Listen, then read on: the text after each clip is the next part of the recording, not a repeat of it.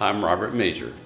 Coding is a hot skill, and while I've written my share of software over the years, I like to try and keep up, or at least stay conversant with technology trends.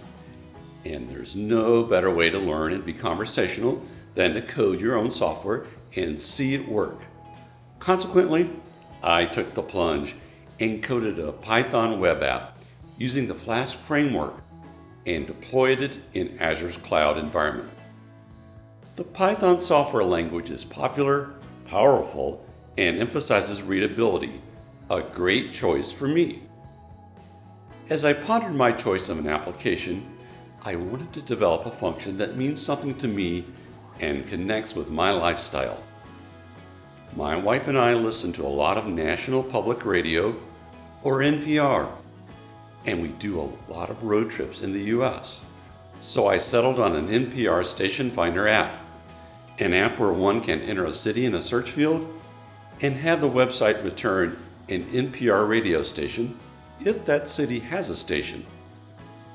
In addition to being useful, I wanted to learn more about interacting with application programming interfaces, or APIs. APIs essentially enable different software systems to interact or talk to each other.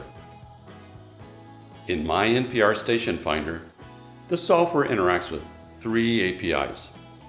First, the NPR One Development Center Stations API provides detailed information based on the city one enters into the search query. Second, to make things more interesting, not only did I want to provide station details, I wanted to provide a weather summary for the requested city.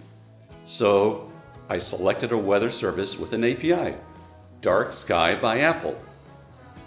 As an aside, DarkSky was not owned by Apple when I first selected this service. Subsequently, Apple acquired DarkSky. I suppose I made a good choice. However, Apple is no longer allowing new signups for API usage. As a result, if you want to try to use my open source code, you'll need to find a DarkSky Weather API replacement service. DarkSky requires latitude and longitude to retrieve weather data. As a result, this led me to use a third API, Azure Map service. I supply the city to Azure Maps, and the API returns the latitude and longitude that I then pass along to DarkSky. Let's take a quick look at the finished web app. It's a clean user interface without decoration. The app produces results in a table format. Let's try searching for a station in Phoenix. I enter Phoenix in the search field. Click Submit.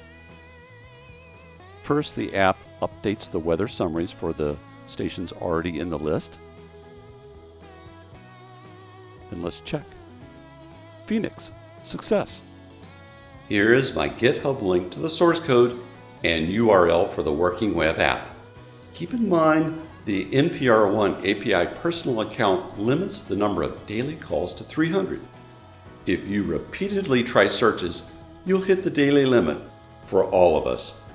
By the way, to help with testing, I put in logic to generate test data files in test modes where I supplied my own API data instead of repeatedly exercising the external APIs. This helps get around the daily API call limits during debug. It's easy to blow by 300 calls when I'm trying to fix a bug. This helped a lot during development. And to be clear, this is a development website. In no way is it scaled for production. It's time to wrap up this video.